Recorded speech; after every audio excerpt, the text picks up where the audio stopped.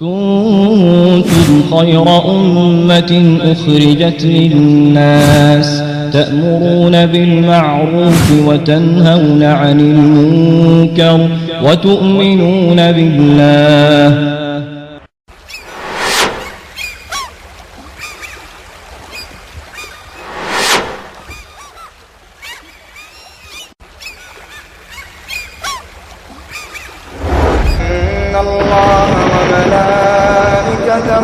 يصلون على النبي يا أيها الذين آمنوا صلوا عليه وسلموا تسليما.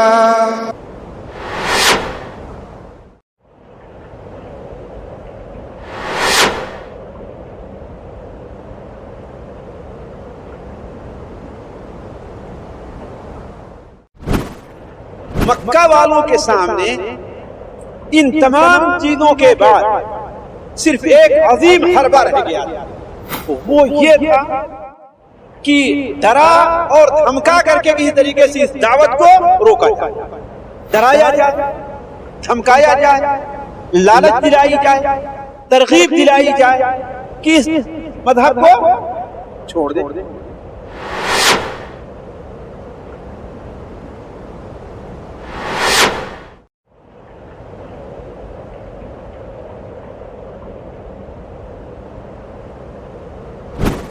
جب ہر چیز سے عاجز آ جائے گئے مکہ کے لوگ تو گنڈا گردی، بدماشی اور مار پیٹ کے اوپر ٹوٹ آئے۔ اللہ کے رسول صلی اللہ علیہ وسلم کے ساتھ کے اوپر کو بھی تکلیفیں دی، ابو بکر اور عمر کو بھی تکلیفیں دی، عثمان اور زبیر کو بھی تکلیفیں دی۔ وأنذر عشيرتك الأقربين واخفض جناحك لمن اتبعك من المؤمنين فإن عصوك فقل إني بريء مما تعملون۔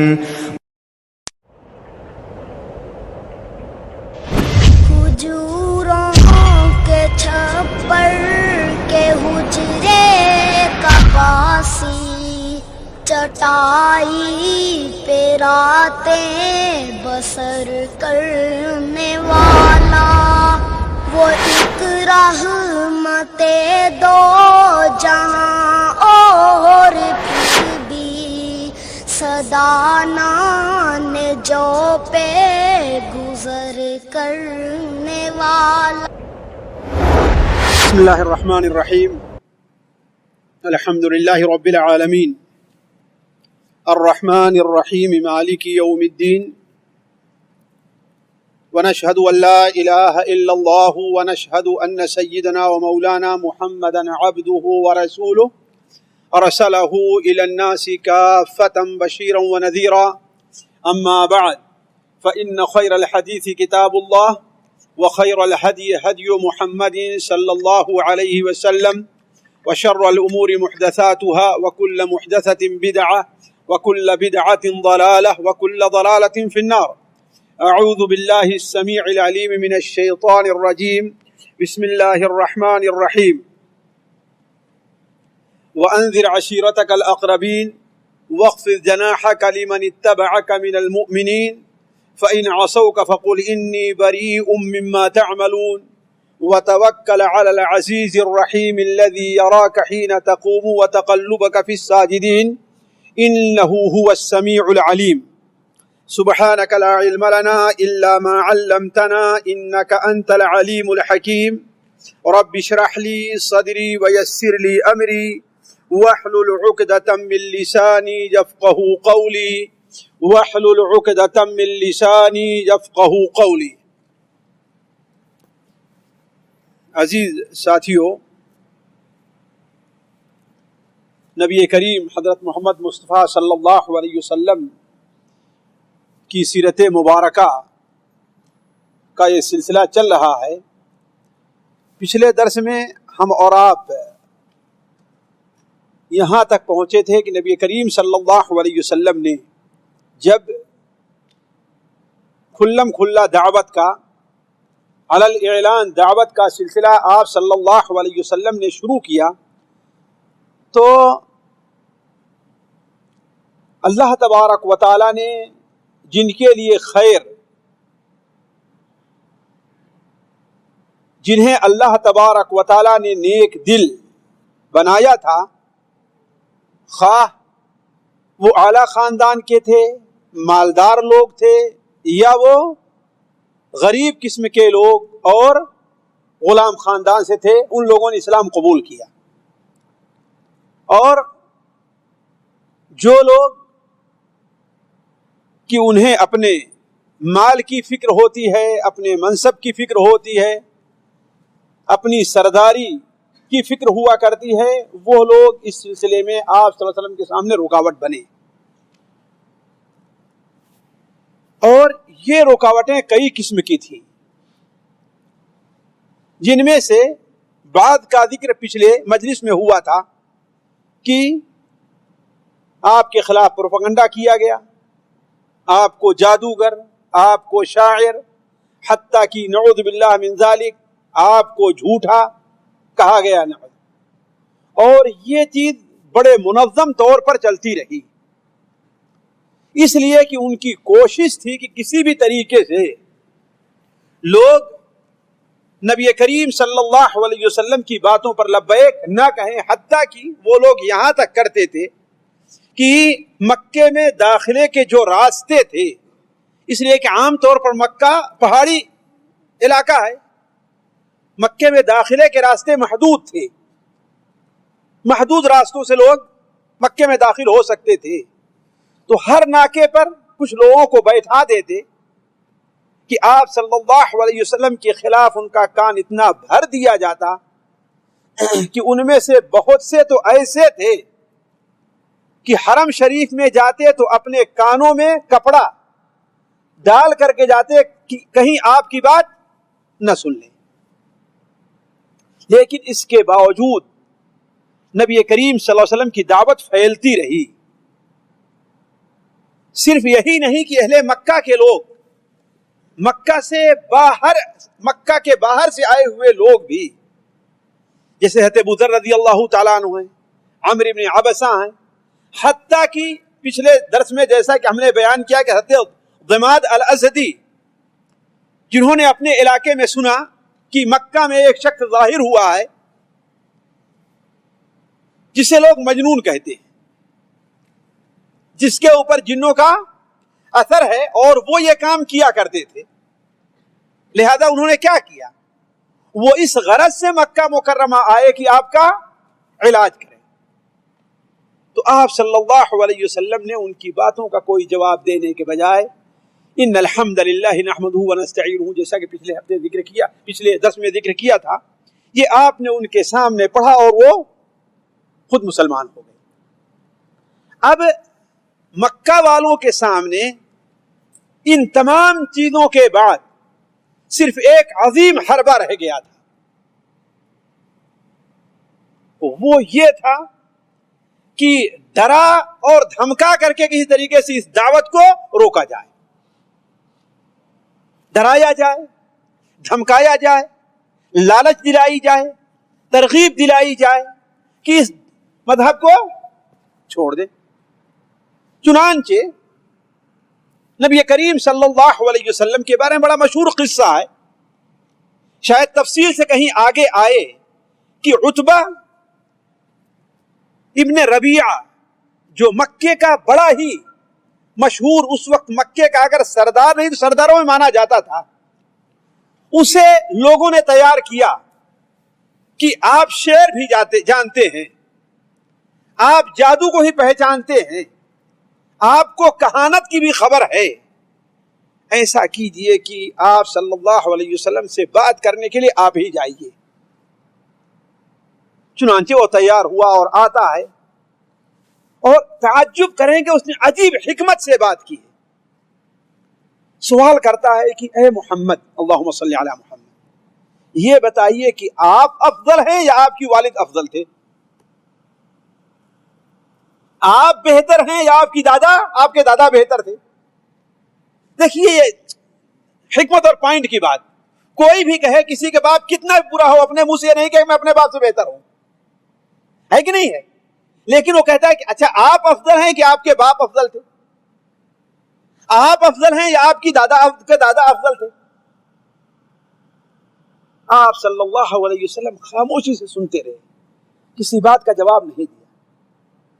کہا کہ آپ کا مسئلہ عجیب ہے، آپ دیکھتے نہیں کہ آپ نے اپنے باپ دادا کو بیوقوف قرار دیا، انہیں گمراہ ٹھہرایا،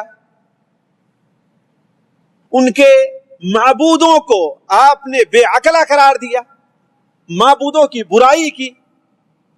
آپ کی وجہ سے دیکھیں پورے مکے کے اندر صورتحال یہ ہے کہ جس طریقے سے کسی انسان کی اونٹنی ہے، اس کی گائے ہے، وہ حاملہ ہے اور آج یہ نقل بچہ دینے والی ہے.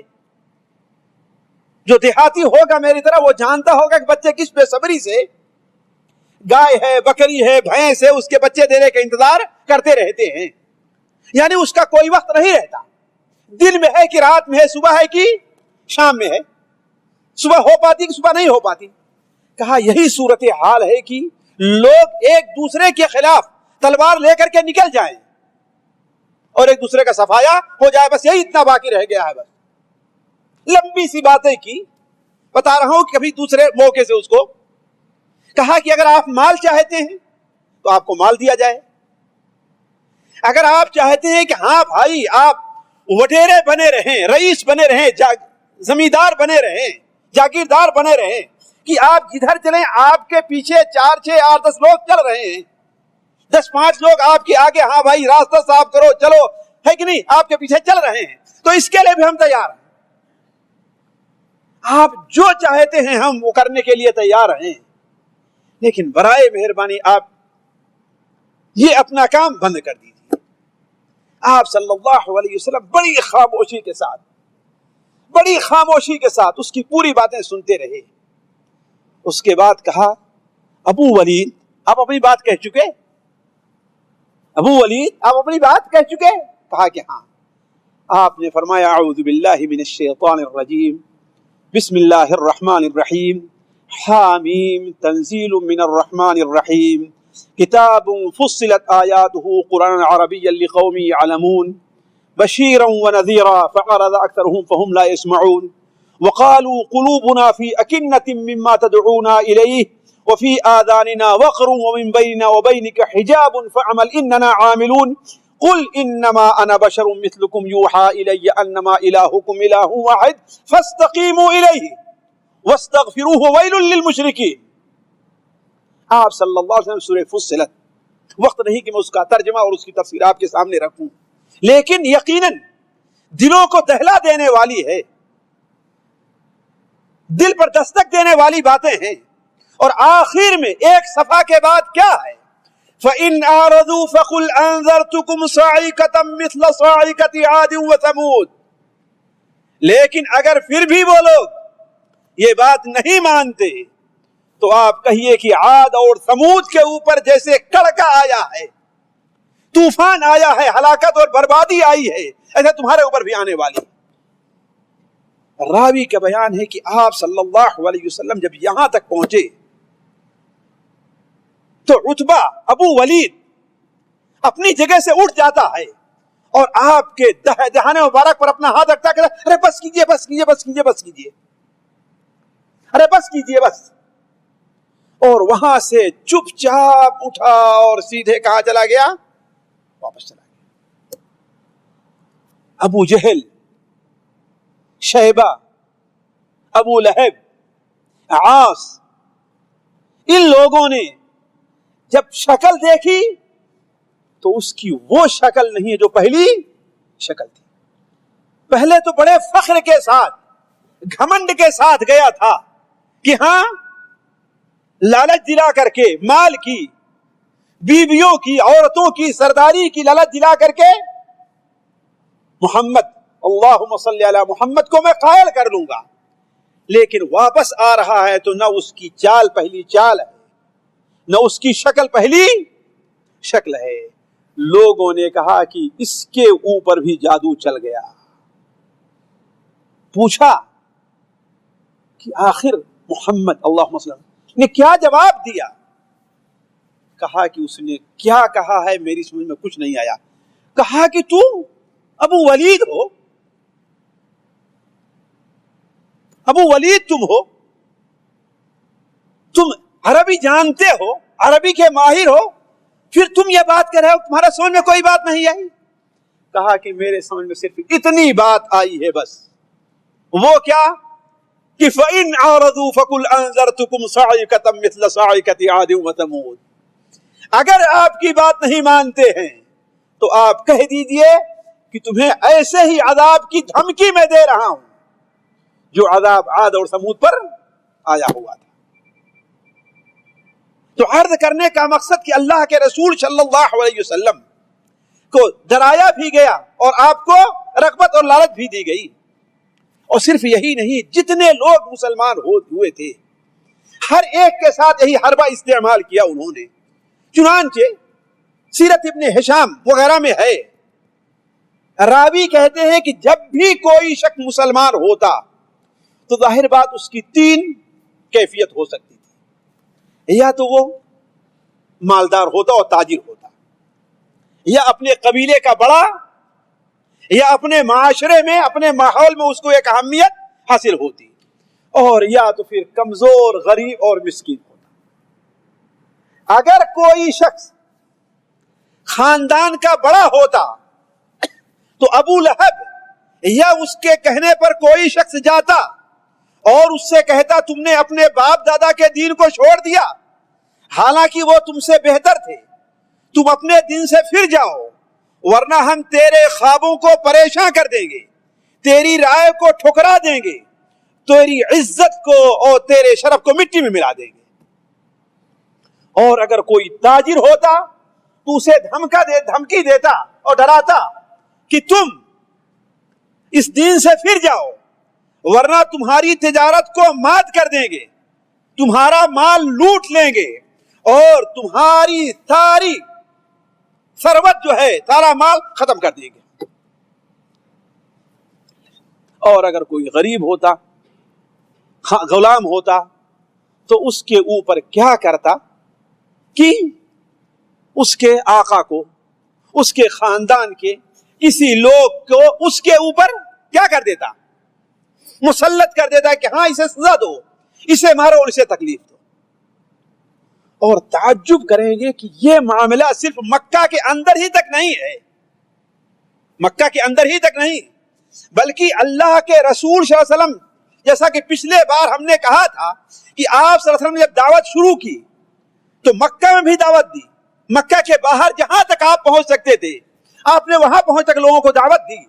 بازاروں میں جایا کرتے تھے جہاں پر دور دراز علاقے سے، چاہے سوق مجنہ ہو، سوق دل مجاد ہو یا سوق عکاظ ہو، اس لیے کہ 3 بازار بڑے مشہور اس وقت کے تھے، اور 2 بازار جو ایک حج سے پہلے یعنی عکاظ اور جو ایک حج کے بعد دل مجاد تھا، ان دونوں بازاروں کا تو آپ خاص خیال رکھا کرتے تھے صلی اللہ علیہ وسلم. تو مکہ کے لوگ یہی نہیں کہ مکہ کے اندر آپ کا پیچھا کر رہے ہیں، آپ کو ڈرا اور دھمکا دے رہے ہیں، لوگوں کو آپ سے متنبع کر رہے ہیں، نہیں، مکے سے باہر جا کر کے بھی آپ صلی اللہ علیہ وسلم کو تنگ کیا کرتے تھے. یہاں تک کہ آپ صلی اللہ علیہ وسلم کے چچا کو بھی لوگ پہنچ گئے اور انہیں بھی کہنے لگے کہ آپ ان کا ساتھ چھوڑ دیجیے. تو لوگوں نے ڈرانے کا اور دھمکانے کا بھی، اور جب بات اس سے بھی نہیں بنی تو ایک عجیب چیز کا مطالبہ کیا ان سے.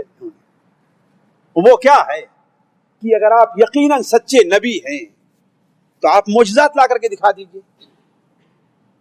قرآن مجید میں جیسا کہ اللہ تعالیٰ ارشاد فرماتا ہے کہ کثرت سے جب انسان کبھی بھی دلیل سے ہار جاتا ہے تو ایسی ہی چیزوں کا مطالبہ کرتا ہے جو انسانی بس سے باہر کی چیز رہا کرتی ہے. حجت سے نہیں اس کا بحث نہیں کام دیتی، تو ایسی ہی چیز کا مطالبہ کرتا ہے جو باہر. جیسے اللہ تعالیٰ قرآن مجید میں ارشاد فرماتا ہے سورہ الانعام کے اندر، اللہ تعالیٰ ارشاد فرماتا ہے وَقَالُوا لَوْلَا نُزِّلَ عَلَيْهِ آیَةٌ، آخر ان کے اوپر کوئی معجزہ، ان سے کوئی معجزہ کیوں نہیں آ جاتا، کوئی معجزہ دکھلائیں۔ اور معجزوں میں سب سے اہم چیز اہل مکہ کے نزدیک کیا تھی؟ سب سے اہم چیز اہل مکہ کے نزدیک وہ یہ ہے کہ جانتے ہیں کہ مکے میں پانی کی بڑی کمی تھی، اللہ تبارک و تعالیٰ نے زمزم دے دیا تھا انہیں، ورنہ عام طور مکے میں پانی کی بڑی کمی تھی۔ مکے کی آج بھی دیکھیں اتنی آبادی بڑھ جانے کے باوجود بھی مکے میں چاروں طرف پہاڑ ہی پہاڑ ہے، کہیں کھیتی کا باغ وغیرہ کا نام نشان نہیں۔ دیکھیے اس حکومت نے، اللہ تعالیٰ اسے عزت سے رکھے اور سلامت رکھے، کہ کتنی سرنگیں نکالی ہے کاٹ کر کے۔ مکے میں جو لوگ اپنی گاڑیوں سے جاتے ہیں دیکھتے ہوں گے، راستہ بنانے کے لیے جگہ جگہ انہوں نے سرنگیں بنائی ہے کہ نہیں بنائی؟ کیوں؟ اس لیے کہ مکے کی جو آبادی ہے، خاص طور پر خانہ کعبہ جو خاص پہاڑوں کے بیچ میں،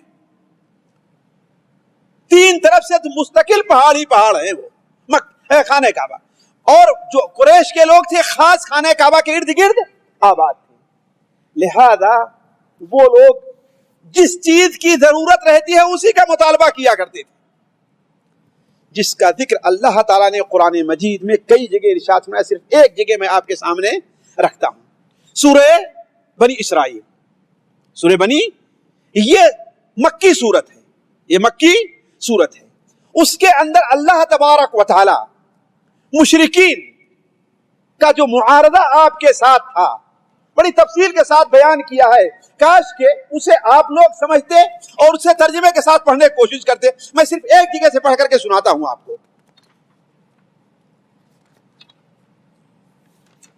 اللہ تبارک و تعالی ارشاد فرماتا ہے کہ ان لوگوں نے کہا وَقَالُوا لَن نُؤْمِنَ لَكَ حَتَّى تَفْجُرَ لَنَا مِنَ الْأَرْضِ يَنبُوعًا، وَقَالُوا لَن نُؤْمِنَ لَكَ حَتَّى تَفْجُرَ لَنَا مِنَ الْأَرْضِ يَنبُوعًا، وہ کہتے ہم آپ پر ایمان نہیں لے آئیں گے یہاں تک کہ زمین سے آپ میرے لیے چشمے جاری کر دیں۔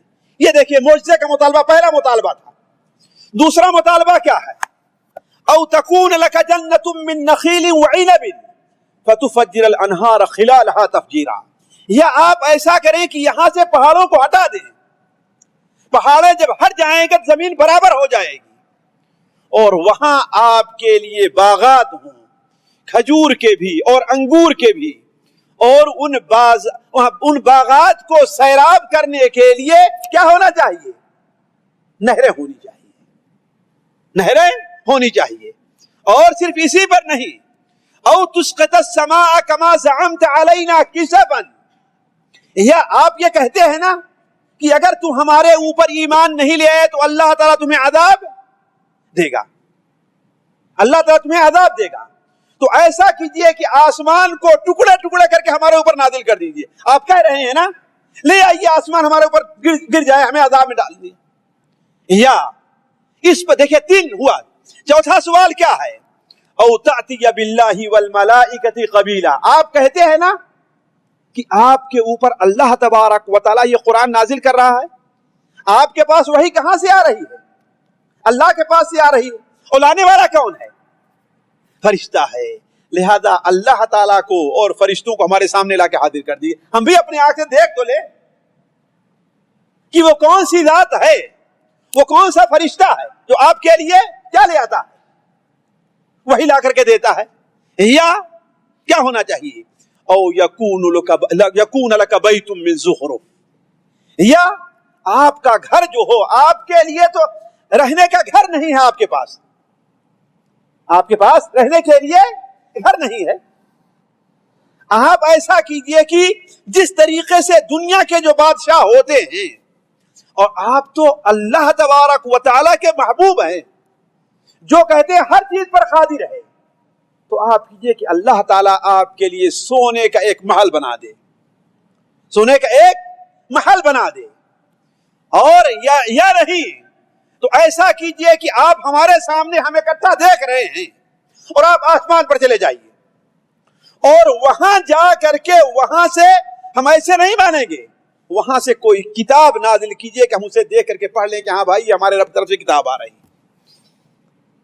یہ معجزات کا ذرا دیکھیے آپ 5 یا 6 چیزوں کا مطالبہ کیا ہے، لیکن ان تمام باتوں کا جواب اللہ تبارک و تعالی نے کیا دیا ہے؟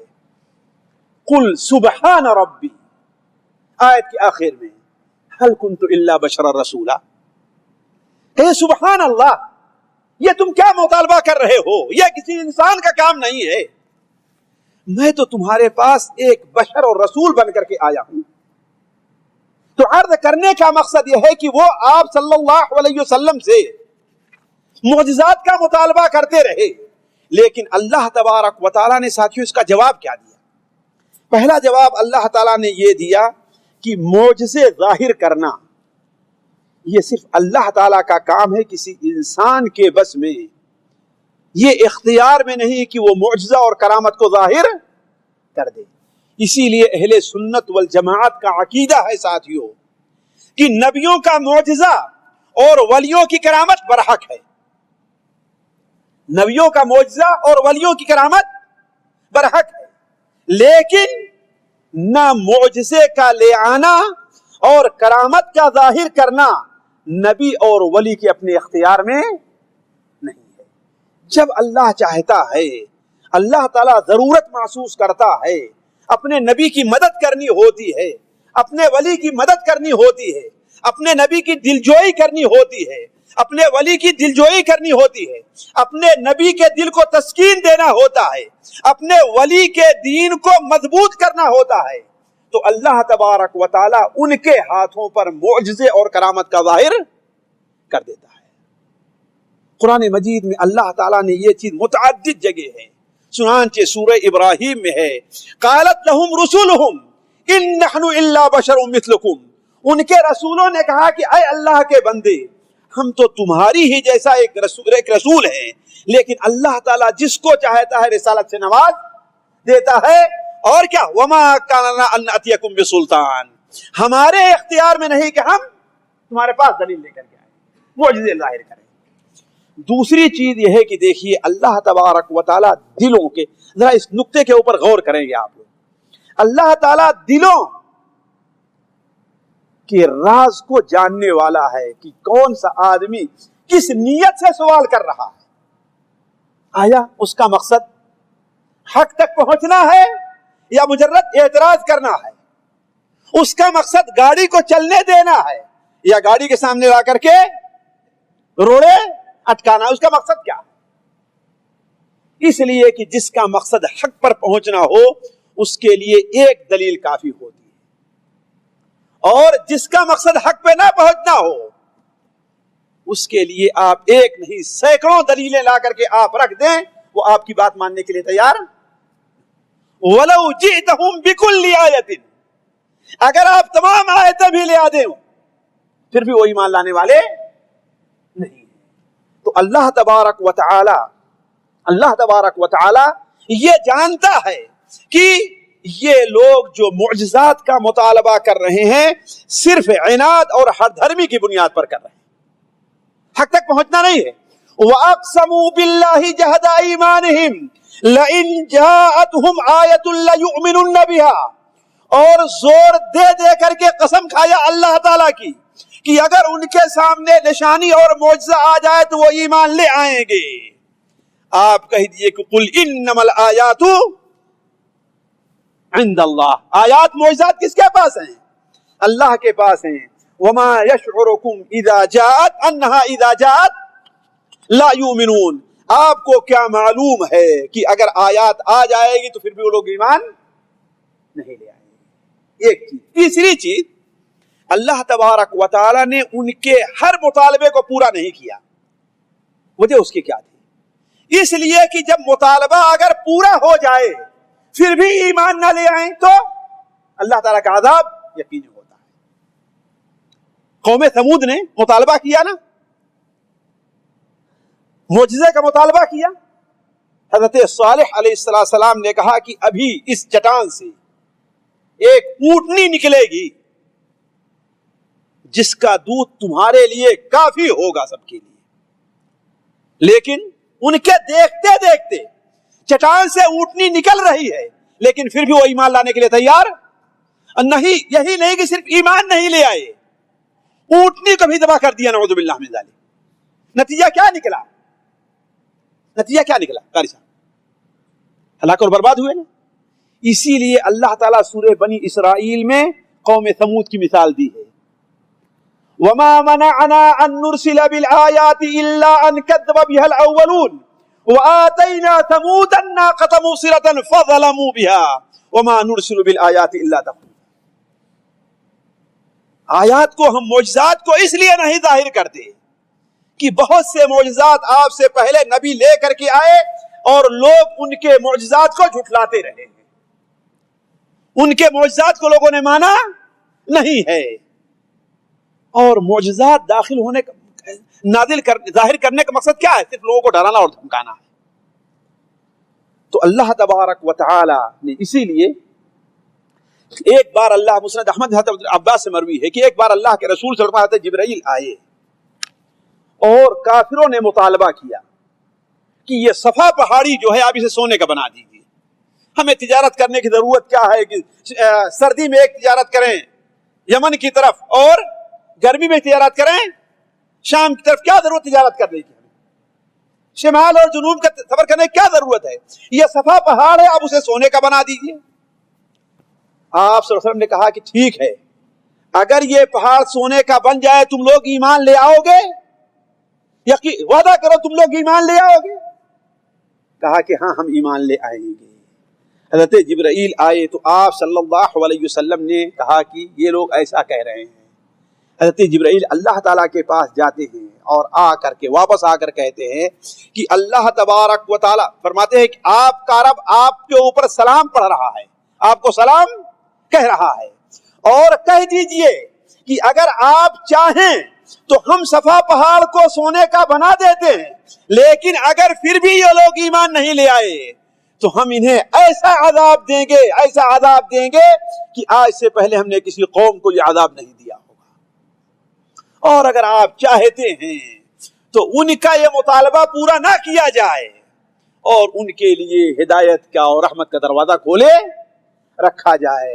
रहमतुल लिल आलमीन सल्लल्लाहु अलैहि वसल्लम ने क्या फरमाया जी कि रहने दीजिए, रहमत का दरवाजा इनके लिए खुला रहे, मेरी कौम को हलाक और बर्बाद आप। लेकिन उसके बावजूद भी अल्लाह तबारक व तआला बसा औकात उनके मुतालबे पर मोजज़ात को जाहिर किया और बड़े बड़े मोजज़े जाहिर हुए, लेकिन फिर भी वो ईमान लाने के लिए तैयार नहीं हुए। जैसे आगे शायद आए कि एक मुतालबा यह भी था कि चांद 2 टुकड़े हो जाए, इसलिए कि आपका जादू दुनिया पर जमीन पे चलता है, लेकिन जादूगर का जादू आसमान पर नहीं चलता है। लेकिन टुकड़े हुआ कि नहीं हुआ चांद? आपने इशारा किया 2 टुकड़े हो गया ना, लेकिन फिर ईमान ले आए, फिर भी ईमान नहीं ले। कहा यह तो बहुत बड़ा जादूगर है कि इसका जादू आसमान पर भी चलना शुरू हो गया। तो साथियों अर्थ है कि अगर कोई आदमी कोई बात मानना ना चाहे तो कोई ना कोई आयब लगा देता है।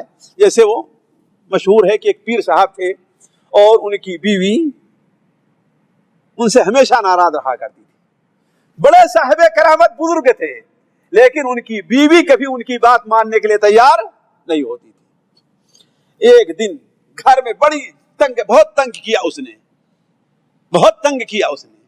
कहा कि अब मैं तुमको ऐसी कर, हालांकि ये सब एक मिसाल मैं दे रहा हूं वरना ये झूठा वाकया, अब ऐसी करामत मैं तुमको दिखलाऊंगा कि तुम भी मान जाओगी कि हाँ मैं साहिब करामत बुजुर्ग हूं। कहा चलो चलो, तुम जैसे बड़े बड़े देखे हैं करामत वाले। चुनांचे सुबह गए और जहां जंगल में रियादत करते हैं वहां रियादत करते करते उड़ना शुरू किए और अपने घर के ऊपर ऐसे उड़ते हुए आए और फिर वैसे चले गए वापस। जब बीवी ने देखा, कहा कि हाँ ये साहिब करामत बुजुर्ग है, हमारे मियां वैसे झूठी करामत का दावा करते रहते हैं, ऐसी करामत दिखलाए तब तो मैं मानू ना। जब शाम को आते हैं तो भी दरवाजा ही पर है कि वो फट पड़ी। कहा कि तुम झूठे हो, बुजुर्ग तो करामत वाले ऐसे होते हैं कि आसमान पर उड़ते रहते हैं। कहा कि बस मान गई ना, मैं ही वो बुजुर्ग था। कहा अच्छा तुम ही थे, तभी तो टेढ़े उड़ रहे थे, थोड़ा सा सीधे नहीं थे।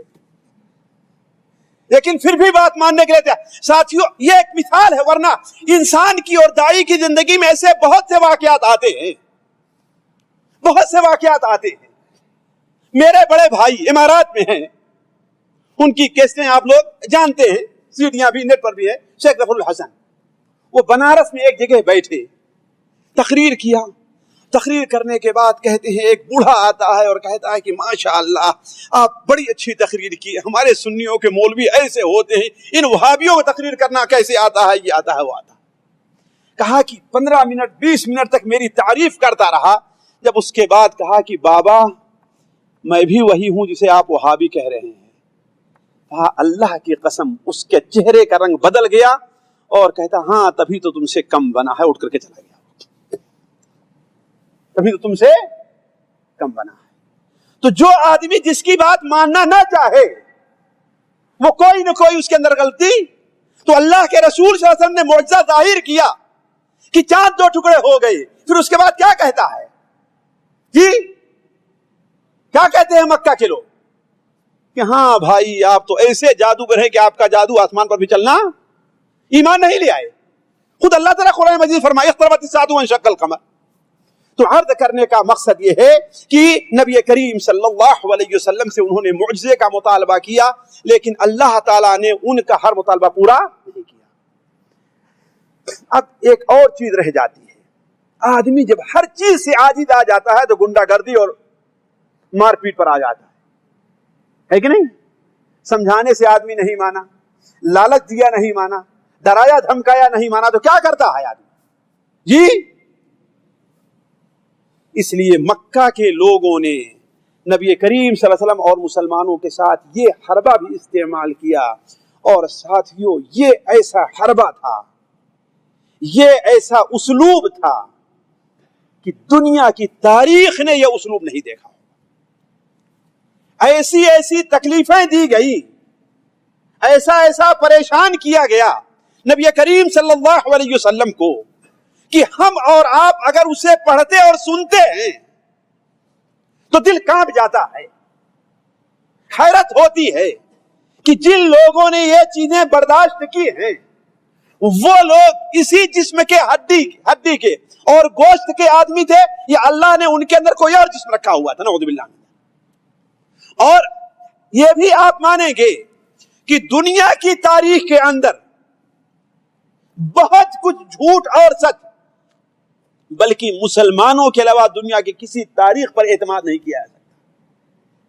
لیکن اسلامی تاریخ ایسی ہے کہ جو صحیح طور پر محفوظ ہے.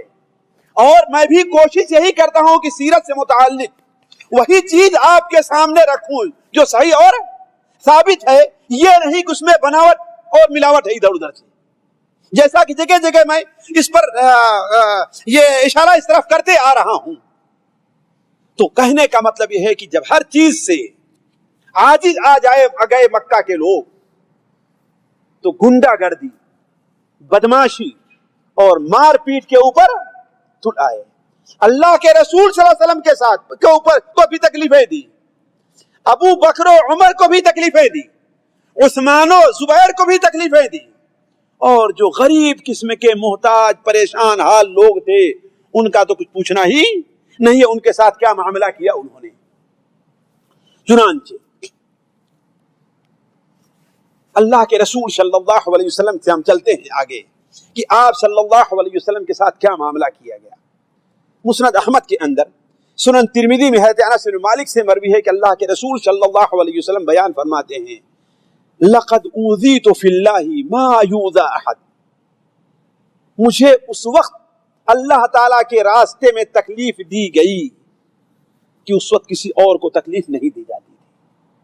کیوں؟ وجہ کیا ہے؟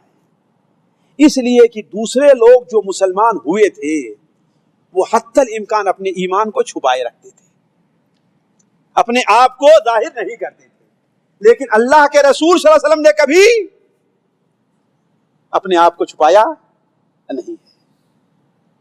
آپ صلی اللہ علیہ وسلم شروع نبوت ہی سے آپ علی الاعلان نماز پڑھتے تھے، علی الاعلان آپ توحید کا دعویٰ، توحید کا اعلان کرتے تھے. آپ نے کبھی بھی اپنے طور پر، البتہ 3 سال تک ایسے گزرے ہیں کہ ہر ایک کو آپ نے دعوت نہیں دی ہے، اسی کو دعوت دی ہے جس کے بارے میں یہ معلوم ہوتا تھا کہ ہاں یہ میری دعوت کو قبول کر دے گا۔ لیکن 3 سال کے بعد یا 2.5 سال کے بعد آپ اعلان ہر ایک کو دعوت دینا شروع کی، اس کو بھی جس کے بارے میں امید تھی کہ یہ میری بات مانے گا، اور اس کو بھی جس کے بارے میں یہ امید تھی کہ میری بات نہیں مانے گا۔ چنانچہ مغیرہ ابن شعبہ رضی اللہ بیان فرماتے ہیں کہ سب سے پہلے میرے کان میں اسلام کی آواز کب پڑی ہے کہ میں ابو جہل کے ساتھ مکے میں تھا کہ ایک گلی سے ہمارا گزر ہوا، ادھر سے نبی کریم صلی اللہ علیہ وسلم آ رہے تھے اور آپ نے کہا اے ابو الحکم لا الہ الا اللہ کہو، کامیاب ہو جاؤ گے۔ حالانکہ ابو الحکم یعنی ابو جہل وہ اس امت کا فرعون تھا، لیکن آپ نے اسے بھی دعوت دی۔ تو آپ صلی اللہ علیہ وسلم چونکہ شروع میں دوسرے مسلمان اپنے دین کو ظاہر نہیں کرتے تھے، لہذا انہیں تکلیف نہیں، تو آپ نے بیان فرمایا مجھے اللہ تعالیٰ کے راستے میں تکلیف دی گئی کہ کسی اور کو تکلیف نہیں دی جاتی تھی، مجھے ڈرایا گیا، اس وقت کسی اور کو ڈرایا نہیں جاتا تھا، اور میرے اوپر 30 دن ایسے گزرے ہیں۔ کتنا؟ 30 دن ایسے گزرے ہیں کہ مجھے کھانے کو کچھ نہیں ملتا تھا الا یہ کہ بلال جو کچھ چھپا کر کے لے آتے تھے اسی سے ہم اور بلال اپنا گزارا کرتے تھے۔ تو نبی کریم صلی اللہ علیہ وسلم، اور اس میں سب سے پیش کون تھے؟ آپ کا چچا ابو لہب تھا، سب سے پیش، اس لیے کہ آپ صلی اللہ علیہ وسلم کے اور صحابہ کرام کے بارے میں جب ہر تدبیر فیل ہو گئی تو 27 آدمیوں کی ایک میٹنگ ہوئی ہے جس کا سردار آپ کا چچا ابو لہب تھا، اور ان 27 آدمیوں نے یہ طے کیا ہے کہ اب یہ لوگ سمجھانے سے نہیں مانیں گے، ان کے لیے طاقت استعمال کی جائے، لہذا ہر شخص کو جو جس کے خاندان کا تھا مسلمان ہوا تھا اس کے پیچھے پڑ گئے۔ اور سب سے پیش کون تھا؟ ابو لہب تھا، حتیٰ کہ اللہ کے رسول صلی اللہ علیہ وسلم کے پیچھے صرف مکے ہی میں نہیں بلکہ مکے سے باہر بھی جایا کرتا تھا۔ چنانچہ ایک صحابی طارق ابن عبداللہ المحاربی ہیں، وہ بیان کرتے ہیں کہ ایک بار میں سوق ذی المجاز میں تھا۔ سوق ذی المجاز یہ بازار کہاں لگتا تھا؟ پچھلے درس میں بتایا تھا ہم نے، کسی کو یاد ہے؟ سوق ذی المجاز یہ کہاں لگتا تھا؟ سوق عکاد یہ طائف کے پاس ہے، اور ذی المجاز کہاں تھا؟ اللہ کے بندے یہ عرفات کے پاس قریب میں بازار لگتا تھا، حج ختم ہونے کے فوراً بعد جو بازار لگتا تھا وہ سوق ذی المجاز کہتا تھا۔ تو کہا کہ ہم نے دیکھا کہ اللہ کے رسول صلی اللہ علیہ وسلم ایک سرخ لباس پہنے ہوئے ہیں اور ہر شخص کے پاس کھڑے ہو کر کے کہتے ہیں اے لوگو قولوا لا الہ الا اللہ تفلحو، تم لا الہ الا اللہ کہو کامیاب ہو جاؤ گے۔ لیکن ایک شخص ان کے پیچھے ہے جو آپ کو پتھریں مارتا ہے، حتیٰ کہ نبی کریم صلی اللہ علیہ وسلم کے پیر زخمی ہو کر کے آپ کے جوتے میں خون جمع ہو گیا تھا، اور وہ کہتا ہے کہ یہ جھوٹا ہے، نعوذ باللہ من ذالک، اس کی باتیں تم نہ ماننا۔ ہم نے کہا کہ یہ کون ہے؟ کہنے لگے کہ یہ بنو عبد المطلب کا مرد ہے۔ کہا دوسرا کون ہے؟ کہا یہ اس کا چچا ابو لہب ہے۔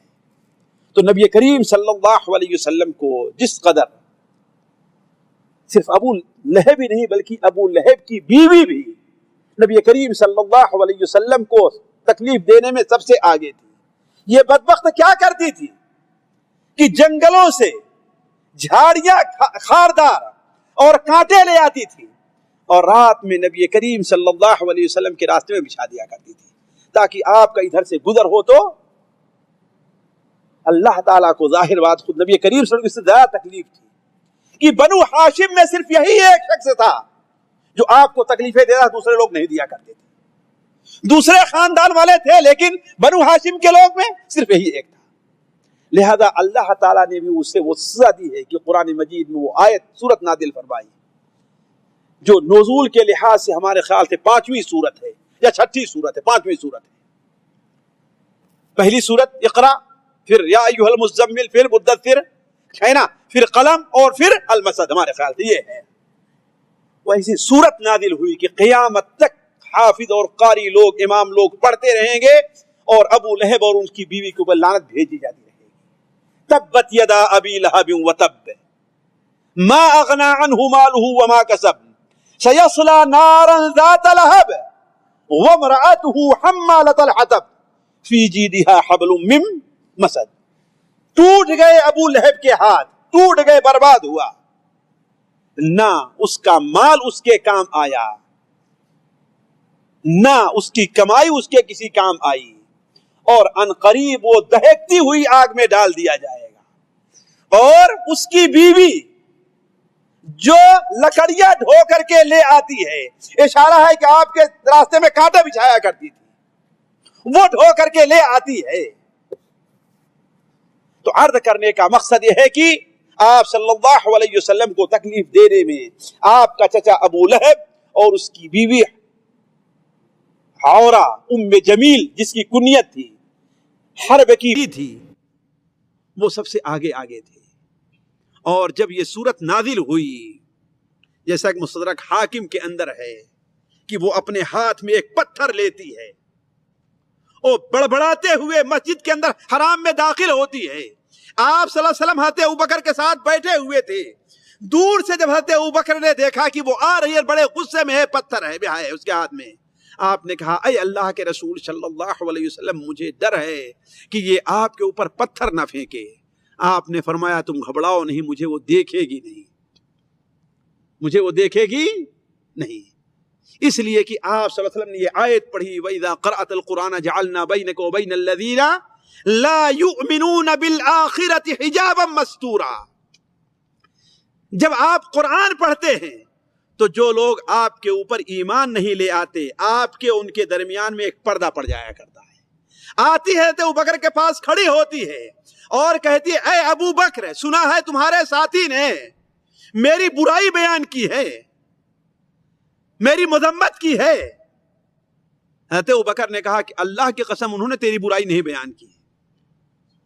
پتہ یہ سچے تھے کہ جھوٹے تھے ابو بکر؟ کیوں؟ ہاں، اس لیے کہ اصل برائی تو اللہ نے بیان کی، اللہ کے رسول کا کلام تھوڑی ہے. کہا اللہ کی قسم انہوں نے تیری کوئی برائی نہیں کی ہے. کہتی ہے کہ ہاں تم سچے ہو، صحیح ہے، جانتے نہیں ہیں لوگ کہ میں اپنے سردار کی بیٹی ہوں، میری برائی کون کر سکتا. اور یہ کہتے ہوئے مذممن عصینا ودینہ قلینا، محمد کے بجائے آپ کو مذمم کہنے لگی ہے نا، کہ ہم نے ان کی نافرمانی کی ہے، ان کے دین سے دشمنی کی ہے، اور کہتے ہوئے واپس چلی گئی. ساتھیو یہاں رک کر کے بتا دوں کہ یہ آیت اگر آپ سچے ہیں، غور سے سن لیجیے، آپ سچے ہیں، آپ کے اوپر ظلم ہو رہا ہے، آپ کو ظالم پکڑنا چاہتا ہے، تو آپ قرآن مجید کی اس آیت کو اور سورہ یاسین کی ابتدائی آیات کو، ہے نا حارثہ، سورہ یاسین کی ابتدائی وَجَعَلْنَا عَلَىٰ قُلُوبِهِمْ أَكِنَّةً أَن يَفْقَهُوهُ وَفِي آذَانِهِمْ جی وَجَعَلْنَا مِن بَيْنِهِمْ سَدًّا وَمِنْ خَلْفِهِمْ سَدًّا فَأَغْشَيْنَاهُمْ فَهُمْ لَا يُبْصِرُونَ. اس آیت کو آپ یاد کر لیں، سورہ بنی اسرائیل کی آیت کو، اور اس آیت کو یاد کر لیں. اگر آپ کو کوئی ظالم ظلمن پکڑنا چاہتا، آپ کو ظلم کرنا چاہتا ہے، اور آپ اس آیت کو پڑھ لیں، اگر اللہ تعالیٰ کی مرضی ہوگی تو آپ کو نہیں دیکھ سکے گا. اور ہم نے بعض لوگوں کو بتلایا، یہ میں نام نہیں بتانا چاہتا ہوں، ان کے اوپر بعض ایسے معاملات تھے، سفر کیا اپنے ملک کا، کمپیوٹر میں ان کا نام ہے، لیکن کچھ نہیں، وہ نکل گئے. یہ آیت وَإِذَا قَرَأْتَ الْقُرْآنَ جَعَلْنَا بَيْنَكَ وَبَيْنَ الَّذِينَ لَا يُؤْمِنُونَ بِالْآخِرَةِ حِجَابًا مَسْتُورًا. اور سورہ یاسین کی امام قرطبی رحمہ اللہ اپنی کتاب تفسیر قرطبی احکام القرآن میں لکھتے ہیں کہ میرے ساتھ ایک بار یہ واقعہ پیش آیا کہ میں قرطبہ میں تھا، میں ایک قلعے سے نکلا اور دشمن نے میرا پیچھا کیا. جب میں دیکھا کہ میں نہیں بھاگ پاؤں گا تو یہ راستہ ہے، اسی راستے کے بغل میں کھڑا ہو گیا اور یہ آیتیں پڑھنا شروع کر دیا. ہم نے اٹھا کر کے دیکھ لیجئے آپ سورہ بنو اسرائیل کی تفسیر، اور بھی کئی لوگوں کے واقعات نقل کیے ہیں انہوں نے. خود اپنا واقعہ یعنی ان کا اپنا ذاتی واقعہ اپنی کتاب میں نقل کیا ہے کہ میں قلعے سے باہر بھاگا، دشمنوں نے میرا پیچھا کیا، جب میں دیکھا کہ میں نہیں جا پاؤں گا، وہ دو تھے اور میں اکیلا تھا، میرے پاس ہتھیار نہیں تھا، تو میں راستے کے بالکل کنارے وہیں پر کھڑا ہو گیا. کہا اللہ کی قسم آسمان کے نیچے مجھے کوئی اور چیز چھپانے والی نہیں تھی، لیکن وہ دونوں میرے پاس آ رہے ہیں، جا رہے ہیں، کہتے پتہ نہیں کہاں چلا گیا. وہ بلکہ ان میں سے ایک کہنے لگا وہ تو شیطان تھا، انسان کوئی تھا ہی نہیں، اس لیے غائب ہو گیا ہے. تو اللہ کے رسول صلی اللہ علیہ وسلم نے یہ آیت پڑھی، فَإِذَا قَرَأْتَ الْقُرْآنَ جَعَلْنَا بَيْنَكَ وَبَيْنَ الَّذِينَ لَا يُؤْمِنُونَ بِالْآخِرَةِ حِجَابًا مَسْتُورًا. اور آپ وہیں بیٹھے رہ گئے. آتی ہے ام جمیل، حضرت ابوبکر کو دیکھتی اور آپ کو نہیں دیکھتی ہے. تو خیر یہ بات دوسری طرف نکل گئی. میں یہ کہہ رہا تھا کہ ابو لہب اور اس کی بیوی بنو ہاشم کے یہ آپ کے اوپر بہت سختیاں کیا کرتے تھے. صرف ایک آدھ واقعے ایک طرف میں اشارہ کر کے بڑھتا ہوں کہ آپ کو کس قدر تکلیفیں دی جاتی تھی. ساتھیوں آپ سیرت پڑھیں تو بسا اوقات آئے گا کہ آپ صلی اللہ علیہ وسلم کو اتنی تکلیف دیتے تھے، اتنا مارتے تھے کہ آپ بے ہوش ہو جایا کرتے تھے. حتیٰ کہ یہاں تک ایک بار صورتحال پہنچی کہ اللہ کے رسول صلی اللہ علیہ وسلم کو کہا چاہے ابو طالب ناراض ہی کیوں نہ ہو، آپ کو آج قتل کر کے چھوڑیں گے. حضرت عبداللہ بن مسعود نے بیان فرماتے ہیں کہ اللہ کے رسول صحیح بخاری شریف کی روایت ہے کہ اللہ کے رسول صلی اللہ علیہ وسلم مسجد حرام کے پاس نماز پڑھتے تھے. ہوتا یہ تھا کہ آپ صلی اللہ علیہ وسلم خانے کعبہ کا جو سایہ ہوتا تھا، عام طور پر آپ صلی اللہ علیہ وسلم مقام ابراہیم کو اپنے سامنے کرتے تھے. خانے کعبہ کی طرف رک کر کے آپ نماز پڑھا کرتے تھے اور زیادہ دھوپ رہا کرتی تھی تو مقام ابراہیم اور خانے کعبہ کے درمیان میں آپ نماز پڑھا کرتے تھے. کہا کہ آپ صلی اللہ علیہ وسلم آئے تو مکہ کے لوگ جو قریش ہیں وہ سارے کے سارے وہاں پر بیٹھے ہوئے تھے. کہا آپ صلی اللہ علیہ وسلم جب سجدے میں جاتے ہیں تو ابو جہل بدبخت کہتا ہے کہ آج بنو فلان نے ایک اونٹ ذبح کیا ہے، یا بنو فلاں کی اونٹنی نے بچہ دیا ہے اور اس کی غلادت فلاں جگہ پڑی ہوئی ہے. کیا کوئی شخص یہ جرأت کر سکتا ہے کہ آپ صلی اللہ علیہ وسلم یعنی آپ محمد جب سجدے میں جائیں تو لا کر کے ان کے سر کے اوپر یہ گندگی ڈال دیں؟ جو سب سے بڑا بدبخت تھا اس میں سے عقبہ ابن ابی معیط، وہ اٹھتا ہے اور جا کر کے لے آتا ہے، آپ کے سجدے میں جانے کا انتظار کرتا ہے. آپ سجدے میں گئے تو لا کر کے نعوذ باللہ آپ کے سر کے اوپر اس گندگی کو ڈال دیتا. حضرت عبداللہ بن مسعود کہتے ہیں کہ واللہ میں دیکھ رہا تھا لیکن میرے اندر یہ طاقت نہیں تھی کہ میں آپ کے سر سے اس کو ہٹا دیتا. اتنے میں کسی نے جا کر کے گھر بتلایا تو فاطمہ بچی تھی، دوڑی ہوئی آتی ہیں اور اس کو ہٹاتی ہیں تو آپ صلی اللہ علیہ وسلم اپنے سجدے سے سر اٹھاتے ہیں. وہ گالیاں دینے لگی، برا بھلا ان کو کہنے لگی. آپ صلی اللہ علیہ وسلم نے سر اٹھایا تو کہا کہ اللہم علیک بقریش، اے اللہ تعالیٰ قریش سے تو میرا بدلہ لے لے. حضرت عروہ ابن زبیر کہتے ہیں کہ ایک بار میں نے اللہ کے رسول صلی اللہ علیہ وسلم سے متعلق حضرت عمرو ابن عاص سے سوال کیا اور ان سے سوال کیا کہ یہ بتائیے کہ اللہ کے رسول صلی اللہ علیہ وسلم کے اوپر سب سے مشکل وقت کیا آیا ہے، آپ نے جو دیکھا ہے. وہ بیان کرتے ہیں کہ نبی کریم صلی اللہ علیہ وسلم خانے کعبہ کا جو حجر ہے آپ اس میں نماز پڑھ رہے تھے. حجر جانتے ہیں جو اتنا گھیرا، آپ اس میں نماز پڑھ رہے تھے کہ اتنے میں عقبہ ابن معیط بدبخت اٹھتا ہے. ساتھیوں یہ شروع میں عقبہ ابن معیط بتا دوں آپ صلی اللہ علیہ وسلم کی باتیں بہت سنتا تھا، آپ کو کوئی تکلیف نہیں دیتا تھا. آپ تفسیر ابن کثیر سورہ الفرقان کی آیت یوم یعض الظالم علی یدیہ کی تفسیر اٹھا کر کے دیکھیے، آپ کو تکلیف نہیں دیتا تھا۔ اس کا ایک دوست تھا، وہ کہیں سفر پہ گیا ہوا تھا، وہ جب واپس آتا ہے تو عقبہ کے بارے میں یہ مشہور کر دیا تھا لوگوں نے کہ تو مسلمان ہونے جا رہا۔ اب دوست کے پاس جاتا ہے عقبہ تو دوست سے سیدھے منہ بات نہیں کر رہا ہے، سیدھے منہ بات نہیں کر رہا ہے۔ کہا کیا بات ہے بھائی، مجھ سے بات کیوں نہیں کرتے؟ کہا کہ مسئلہ یہ ہے کہ تم محمد پر ایمان لے آنے جا رہے ہو، اللہم صلی علی محمد۔ کہا قریش نے میرے بارے میں یہ بات کہہ دی ہے؟ کہا ہاں۔ کہا کہ یہ بتاؤ تمہیں کیا چیز راضی کرے گی؟ تو وہ بدبخت کہتا ہے کہ جا کر کے اگر تم محمد کے اوپر تھوک دو تو میں تمہیں سچ مانوں گا۔ وہ بدبخت اٹھتا ہے، نبی کریم صلی اللہ علیہ وسلم کی خدمت میں جاتا ہے، آپ صلی اللہ علیہ وسلم کے چہرے کے اوپر اس نے تھوک دیا۔ اس نالائق کو کیا معلوم تھا کہ یہ کس کا چہرہ ہے؟ آپ صلی اللہ علیہ وسلم نے کوئی جواب نہیں دیا، اپنے دستے مبارک سے اس کے تھوک کو ہٹایا اور کہا کہ اے عقبہ، اگر مکے کے پہاڑوں سے باہر تم مجھے ملے تو میں تمہیں قتل کر دوں گا۔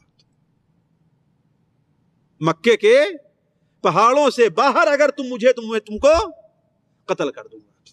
اس نے سوچا ہوگا کہاں ملنے والے ہیں، اسی لیے جب غزوہ بدر کا معاملہ پیش آیا ہے تو سب جا رہے تھے لیکن عقبہ جانے کے لیے تیار نہیں تھا۔ عقبہ ابن ابی معیط بدر جانے کے لیے تیار نہیں تھا، حالانکہ مکہ کے سرداروں میں تھا۔ لوگوں نے اس سے کہا کیوں؟ کہا اس لیے کہ محمد نے مجھے دھمکی دی ہے، اللہم صلی علی محمد، اور وہ کبھی جھوٹ نہیں بولتے۔ انہوں نے مجھے دھمکی دی ہے، وہ کبھی جھوٹ نہیں بولتے۔ کہا کہ تمہیں سب سے تیز رفتار گھوڑا اور اونٹ دے دیتے ہیں، ویسے تو ہماری ہار ہوگی نہیں، اور اگر خدا نخواستہ ہار کا معاملہ ہے تم بھاگ کھڑے ہونا اس میں۔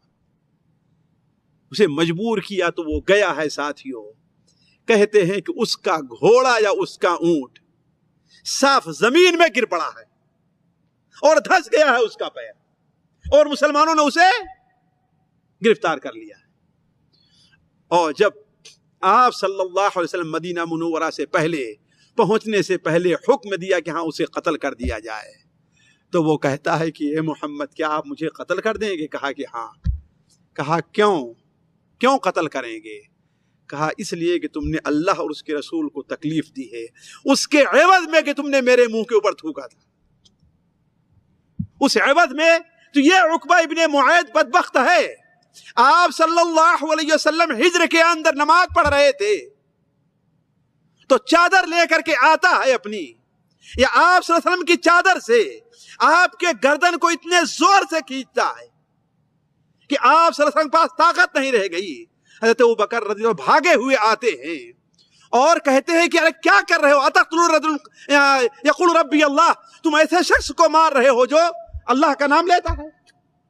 تو کہنے کا مطلب ساتھیوں میں اگر ذکر کرتا چلوں کہ آپ صلی اللہ علیہ وسلم کو کیسی تکلیفیں دی جا رہی تھی تو یہ بڑا لمبا قصہ ہے، لیکن اللہ تبارک و تعالیٰ نے آپ کو یہ ہمت دی ہے، اور بسا اوقات تسلی بھی اللہ تعالیٰ دیتا رہا ہے۔ ایک بار یہ سنتے چلیے، صرف دو باتیں سنتے چلیے بس۔ آپ صلی اللہ علیہ وسلم ایک بار کوہ صفا پر بیٹھے ہوئے تھے، آپ کے جسم زخمی تھا، بڑے پریشان تھے، اس لیے کہ بتقاضۂ بشریت آپ کو تکلیف ہوا کرتی تھی کہ میں ان کو جہنم سے نکال رہا ہوں، میں انہیں پھول دیتا ہوں، میں انہیں باغچے میں لے جا رہا ہوں، اور یہ مجھے پتھروں سے مارتے ہیں، مجھے میرے اوپر پتھر برسا رہے ہیں، بڑا تکلیف ہو جایا کرتی تھی۔ تو بڑے غمگین آپ صفا پہاڑی پر بیٹھے ہوئے تھے، جبرائیل تشریف لے آئے اور کہا کہ اے محمد، اے اللہ کے رسول، کیا بات ہے؟ آپ نے فرمایا دیکھتے نہیں کہ کافروں نے میرے ساتھ کیا کیا ہے؟ تو کہا آپ پریشان ہو گئے، آپ کوئی نشانی دیکھنا چاہتے ہیں کہ آپ کا کیا مقام اللہ تعالیٰ کے نزدیک ہے؟ آپ اس پر پریشان کیوں ہیں؟ اللہ نے آپ کا کیا مقام رکھا ہے؟ کہا کہ جی ہاں۔ کہا وہ جو دور وادی میں ایک درخت دکھائی دے رہا ہے آپ اسے بلائیے، دور جو وادی میں درخت دکھائی دے رہا ہے اسے بلائیے۔ یہ مسند احمد میں روایت ہے، علامہ البانی اس کو صحیح قرار دیتے ہیں۔ دور جو درخت ہے، آپ صلی اللہ علیہ وسلم نے اشارہ کیا اور درخت چلتا چلتا چلتا چلتا آ کر کے آپ کے سامنے کھڑا ہو گیا۔ حضرت جبرائیل نے کہا اسے حکم دے دیے کہ اپنی جگہ چلا جائے واپس۔ آپ نے اسے اشارہ کیا تو درخت دوبارہ جا کر کے اپنی جگہ پر کھڑا ہو گیا. کہا دیکھا آپ کا کیا مقام ہے؟ آپ نے کہا بس بس بس بس بس بس. تو اللہ تبارک و تعالیٰ آپ کی تسلی کا سامان بھی پیدا کرتا تھا، آپ کی تسلی کا سامان بھی پیدا کرتا تھا. بسا اوقات ایسے ہی معجزات کو ظاہر کر کے، انہی میں سے ایک یہ بھی ہے، مسند احمد ہی کی روایت ہے کہ اللہ کے رسول صلی اللہ علیہ وسلم کے بارے میں خانہ کعبہ کے ارد گرد اکٹھا ہو کر کے یہ 4-5 بڑے بدبخت تھے، ابو جہل، عاص ابن وائل، اسود ابن ابی یغوث، اسود ابن مطلب، اور ایک ہمارے خیال سے عمارہ نام کا تھا. یہ بڑے بدبخت تھے، آپ کو ہر جگہ تنگ کیا کرتے تھے، خانہ کعبہ میں بیٹھ کر کے آپ کے خلاف میٹنگیں کیا کرتے تھے، آپ کا مذاق اڑایا کرتے تھے، آپ کے خلاف ٹھٹھا کیا کرتے تھے. تو یہ سب بیٹھے ہوئے تھے اور کہا کہ تم لوگوں کا بھی عجیب معاملہ ہے، روز آنا محمد اللہ سے آ کر کے یہی نماز پڑھتا اور چلا جاتا، تم لوگ کچھ کہتے نہیں ہو. تو کہا کہ تنگ آ گئے ہیں ان باتوں سے، ایسا کرتے ہیں کہ اس بار آتا ہے نا تو سب مل کر کے اسے ختم ہی اس کا معاملہ کر دیتے ہیں. بنو مطلب اور بنو ہاشم بہت کریں گے، پورے خاندان تو لڑ نہیں سکتے ہیں نا، بہت کریں گے، اس کی دیت کا مطالبہ کریں گے تو اتنا ہم دے دیں گے، اتنا تم دینا، اتنا فلاں دے دے گا. یہ خبر لوگوں نے حضرت فاطمہ کو پہنچا دی. حضرت فاطمہ رضی اللہ عنہا روتی ہوئی آپ صلی اللہ علیہ وسلم کی خدمت میں جاتی ہیں اور کہتے ہیں اے ابو جان آج آپ مسجد میں نہ جائیے. کہا کیا معاملہ ہے؟ کہا اس لیے کہ مسجد میں فلاں فلاں فلاں بیٹھے ہوئے ہیں اور انہوں نے آپ کے خلاف یہ پروپیگنڈا کیا ہے، یہ پروپیگنڈا کیا ہے. کہا کہ اچھا یہ کیا ہے پروپیگنڈا؟ کہا بیٹی وضو پانی لے آؤ. آپ نے وضو کیا، وضو کرنے کے بعد آپ صلی اللہ علیہ وسلم مکے میں جاتے ہیں، خانہ کعبہ میں مسجد حرام میں جاتے ہیں. آپ کو دیکھ کر کے جو سارے اپنی جگہ پر بیٹھے ہوئے تھے دبک کر کے بیٹھے ہی رہ گئے، ہر ایک نے اپنے سر کو ایسے جھکا لیا. آپ صلی اللہ علیہ وسلم نے مٹی ایک اٹھائی ہے اور ہر ایک کے اوپر پھینکا ہے. تو جس کے اوپر وہ مٹی پڑی ہے راوی کہتے ہیں بدر کے دن وہ قتل کر دیا گیا ہے. آپ نے شاہت الوجوہ. اسی طریقے سے ایک بار آپ صلی اللہ علیہ وسلم، صحیح مسلم شریف میں روایت ہے کہ آپ صلی اللہ علیہ وسلم خانہ کعبہ میں نماز پڑھ رہے تھے. ابو جہل بدبخت ہے، آپ صلی اللہ علیہ وسلم کی طرف بڑھتا ہے اور آپ کے سر کے اوپر اپنا پیر رکھ دینا چاہتا ہے، نعوذ باللہ من ذالک. اور کہا تھا، دھمکی دیا تھا، آج اگر سجدے میں گئے تو ان کے زمین میں ان کے چہرے کو رگڑے بغیر چھوڑوں گا نہیں میں. آپ صلی اللہ علیہ وسلم جب سجدے میں گئے آگے بڑھتا ہے، آگے بڑھنے کے بعد کیا کرتا ہے، تھوڑی دیر میں ایسے ایسے کر کے پیچھے ہٹ جاتا ہے، ایسے ایسے اپنے دونوں ہاتھوں سے کرتا ہے، پیچھے ہٹ جاتا ہے. لوگوں نے کہا یہ کیا ہوا، یہ کیا ہوا؟ کہا کہ ہمارے درمیان اور محمد اللہ وسلم ان کے درمیان آگ کا ایک بہت بڑا خندق تھا جس میں آگ جل رہی تھی، اور اس خندق کے کنارے عجیب ڈراؤنی شکلیں تھی اور بہت پنجے مجھے دکھائی دے رہے تھے. مجھے خطرہ ہوا مجھے اونچک نہ لے. آپ صلی اللہ علیہ وسلم نے ارشاد فرمایا کہ اگر ذرا سا آگے بڑھتا تو فرشتے اس کے ایک ایک عضو کو نوچ ڈالتے اور ختم کر دیتے. تو اللہ تبارک و تعالیٰ نبی کریم صلی اللہ علیہ وسلم کی تسلی کا آپ کو تکلیفیں دیا کرتے تھے، لیکن آپ صلی اللہ علیہ وسلم کی تسلی کا اللہ تعالیٰ رہ کر کے سامان بھی پیدا کرتا تھا. اس کے بعد لوگوں نے حضرت ابوبکر کو بھی تکلیف دی، اور اس قدر تکلیف دی کہ بسا اوقات حضرت ابوبکر نے مکہ سے ہجرت کرنے کا ارادہ کر لیا ہے. اسی لیے حضرت علی رضی اللہ عنہ ایک بار خطبہ دینے کھڑے ہوئے، کہا کہ اے لوگو یہ بتاؤ کہ سب سے بہادر انسان کون ہے؟ لوگوں نے کہا کہ سب سے بہادر تو آپ ہیں، آپ آج تک کسی سے ہارے نہیں ہیں. کہا دیکھو میرا معاملہ یہ ہے کہ اگر کوئی شخص میرے سامنے میدان میں ہے تو اس سے ہمیں نپٹ لیا ہوں، لیکن سب سے بہادر ابو بکر تھے. سب سے بہادر کون تھے؟ ابو بکر تھے. کہا اس لیے کہ ایک بار اللہ کے رسول صلی اللہ علیہ وسلم مسجد حرام میں نماز پڑھ رہے تھے. آپ مسجد حرام میں نماز پڑھنے کے لیے بلکہ داخل ہوئے تو سارے ابو جہل اور فلان آپ کے اوپر پل پڑے. کوئی آپ کا گلا دبا رہا تھا، کوئی آپ کا پیر کھینچ رہا تھا، کوئی آپ کی شرمگاہ پہ مار رہا تھا اور کہتا تو ہی لات عزا کا برا کہتا، تو ہی لات عزا کا برا کہتا، اور آپ سب کہہ رہے تھے ہاں میں ہی کہتا ہوں، میں ہی کہتا ہوں. کہا کسی کی ہمت نہیں ہوئی کہ آگے بڑھ کر کے آپ کو بچائے. اگر آگے بڑھا ہے تو کون بڑھا ہے؟ حضرت ابوبکر آگے بڑھے ہیں، ایک کو مار کر کے پھینک رہے ہیں، دوسرے کو ہٹا رہے ہیں، تیسرے کو پیچھے کر رہے ہیں اور رو رہے ہیں اور کہتے جا رہے ہیں کہ اے لوگو، ایک ایسے شخص کو تم لوگ کیوں قتل کر رہے ہو جو کہتا ہے کہ میرا رب اللہ ہے. کہا کہ یہ کہنا تھا کہ لوگ چھوڑ کے ابوبکر کے اوپر پل پڑے، ابوبکر کے اوپر پل پڑے، اور اتنا ہمارے ہیں کہ ابوبکر کو اٹھا کر کے اپنے ہاتھ اٹھا کر کے لے جایا گیا ہے، کہاں ان کے گھر پہنچایا گیا. تو حضرت ابوبکر کو اس لیے انہوں نے ہجرت کا ارادہ کر لیا. حضرت عمر کو تکلیفیں دی گئی، حضرت عثمان کو، حضرت زبیر کو. یہ قصہ بڑا لمبا ہے، اور جو بیچارے کمزور تھے ان کی تکلیف کے بارے میں تو پوچھا ہی نہ جائے کہ ان کو کیا کیا جاتا تھا. آپ لوگ حضرت بلال کے بارے میں سنا ہوگا، حضرت خباب ابن عرت کے بارے میں سنا ہوگا، ہے کہ نہیں؟ اور بیچاری جو لونڈیاں تھیں، دو لونڈیوں کا نام میں آپ کے سامنے لیتا ہوں، حالانکہ اور بھی ہیں، ایک زنیرہ ہیں اور ایک نہدیہ ہیں. نہدیہ یہ اللہ کے رسول صلی اللہ علیہ وسلم پر ایمان لے آئیں، تو ایمان جب لے آئیں تو ان کی مالکہ جو ہے انہیں تکلیف دیتی رہی. دو قسم کی تکلیف دی ہے، ایک تو انہیں سزائیں دیا کرتی تھی، اور دوسرے ان سے اتنا کام لیتی تھی آٹا پیسنے کا، اور یہ کہ کسی انسان کے بس میں ہے ہی نہیں ہے. اور جب وہ کہتی تھی کہ اللہ کے بندی مجھے معاف کر دو، مجھے چھوڑ دو، تو کہتی تھی کہ میں تجھے نہیں چھوڑوں گی، تجھے چھوڑے گا تو تیرا رب ہی تجھے موت ہی چھڑائے گی. تجھے کیا چھڑائے گی؟ موت ہی چھڑائے گی. وقت زیادہ ہو گیا، میں اسی پر اپنی بات کو بند کر رہا ہوں. تجھے موت ہی چھڑائے گی.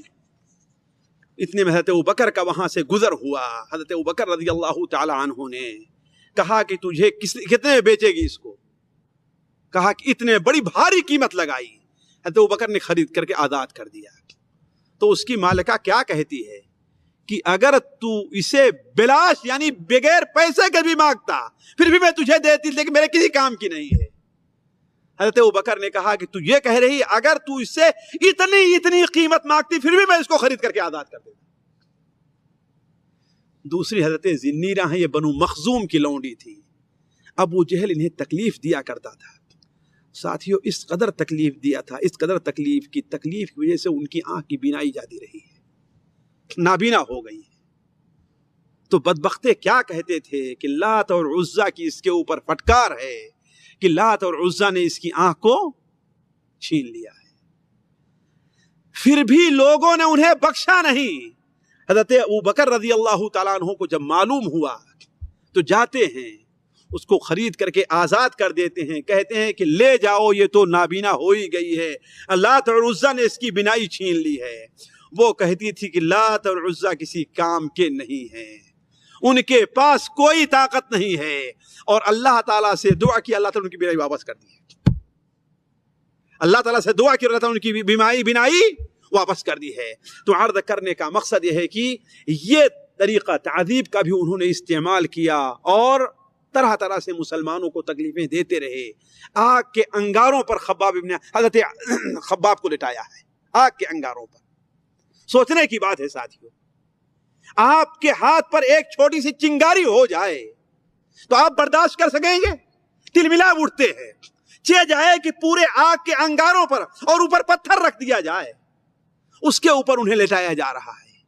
اسی لیے حضرت عمر فاروق رضی اللہ عنہ اتنی قدر کیا کرتے تھے کہ ایک بار ان کی مجلس میں گئے تو انہیں بٹھایا، کہا کہ عمار یہاں پر آؤ، یہ تمہارا مقام ہے. خباب یہاں پر آؤ، یہ تمہارا مقام ہے. عمار کے علاوہ اس جگہ کا حقدار کوئی اور نہیں ہے. اور ان سے کہا ذرا اپنی پیٹھ تو دکھاؤ، اپنی پیٹھ تو دکھاؤ. جب پیٹھ کھول کر کے دکھایا ہے تو ان کے پورے جسم کے اوپر برس کی بیماری جیسے داغ تھے. وہ کس چیز سے تھے؟ آگ کے انگاروں پر تھے. لیکن پھر بھی وہ لوگ اپنے دین کو چھوڑا انہوں نے نہیں ہے. ساتھیو، اللہ تبارک و تعالیٰ سے دعا ہے کہ اللہ تبارک و تعالیٰ ہمیں اور آپ کو صحابہ کرام کی سیرت کو سننے اور ان کی سنت پر عمل کرنے کی توفیق عطا فرمائے. میں بہت چاہتا ہوں کہ معاملہ مختصر ہو جائے، لیکن بات لمبی ہوتی جاتی ہے. اللہ تعالیٰ سے دعا کریں کہ اللہ تبارک و تعالی ہمیں اور آپ کو اس سے خاطر خواہ فائدہ اٹھانے کی توفیق عطا فرمائے. سبحانک اللہم و بحمدک اشہد ان لا الہ الا انت استغفرک و اتوب الیک.